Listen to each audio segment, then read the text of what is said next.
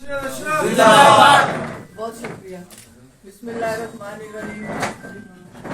मैं आप सबका शुक्रिया अदा करती हूँ कि जैसे टिकट का आपने सुना और मोहब्बत के साथ आप चले आए, तो ये आपके जज्बात है, ये आप ही के जज्बात है कि जो हमें भी अपने पाँव पे खड़ा रखता है।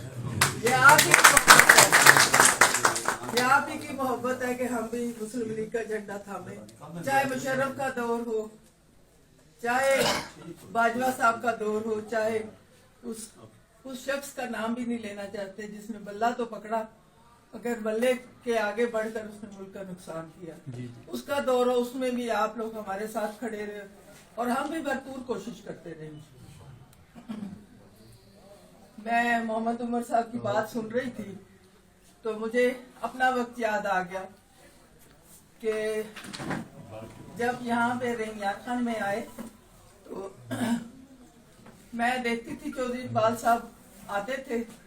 उस वक्त ना मैं मेंबर थी ना जो साहब थे, हम लोग की नई शादी हुई थी, आके रेंगियार खान में पड़ाव डाला तो चौधरी इकबाल साहब आते थे तो मजमा लग जाता था, जब वो चले जाते थे तो मजमा खत्म हो जाता था। मगर कुछ लोग ऐसे गरीब लोग छोड़ जाते थे जो हमारा दरवाजा खटकाते थे कि हमारा फलां काम। और मुझे भी काम की समझ नहीं थी, ना ही कभी ऐसे काम किया था। तो ख्वातीन, कुछ गरीब ख्वातीन आती थी, एक दिन दरखास्त दे जाती थी, दूसरे दिन पूछने आती थी, तो मैं कहती थी मैं किसको ये दरखास्त दूं। अब उसमें जुडिशरी के भी काम होते थे, ऐसे काम होते थे जो हमारे करने वाले थे भी या नहीं भी थे, मगर हमें कुछ समझ नहीं थी। तो मुखला बैठे हैं तो मैं उनके सामने ये बात कहूंगी कि इतनी समझ नहीं थी कि जज को फोन नहीं करते।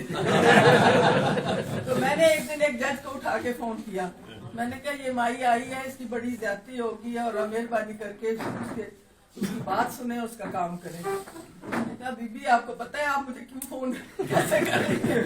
मैंने कहा मुझे नहीं पता, मैंने शोहरत से वादा किया था कि मैं बात करूंगी, तो मैं इसलिए बात कर रही थी।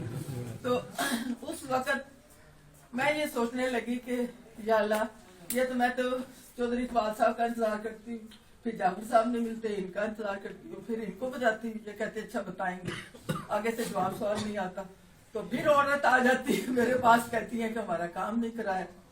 एक दिन मैं ऐसे बैठे सोच रही थी या अल्लाह, या तो इनकी आमदोरफ्त खत्म कर दे, फेन भर जाता है औरतों से, काम मैं कर नहीं सकती।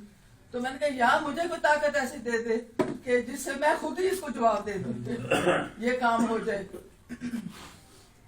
तो बैठे बैठाए ना कभी सोचा था ना कुछ, अल्लाह ने ऐसे वसीला बनाया कि जो जाफर इकबाल साहब ने शौक से यहाँ के इलाके के लिए खड़े हुए।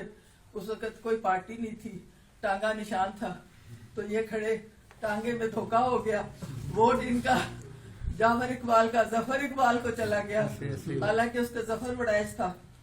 तो बस जिसने भी किया वो बाद में पता लग गया था। तो ये हार के तो मुझे मेरी जो सास थी इनकी वालदा, उन्होंने कहा कि आप स्पेशल सीट पे क्यों नहीं आती, ताकि जो काम आप करना चाहती हैं वो इधर से हो जाएंगे। तो मैंने कहा कि हमारे ख्वातीन कभी निकली नहीं है घर से, कभी मर्दों के सामने बैठने नहीं दिया, तो मुझे कहाँ पे मैं लड़ सकती हूँ। उन्होंने फिर चौधरी इकबाल साहब को, वो मानने वाले नहीं थे मगर इनकी वालदा की वजह से वो मान गए और फिर मुझे इजाजत मिल गई और मैंने बन गई। फिर उस दिन से और आज दिन वही जज्बा जो आज मोहम्मद उमर बोल रहा है ना, तो मुझे वही जज्बात याद आ रहे हैं कि ये काम करने के जज्बात है, ये काम करने के जज्बात है, इसमें कुछ फल फ्रूट नहीं है।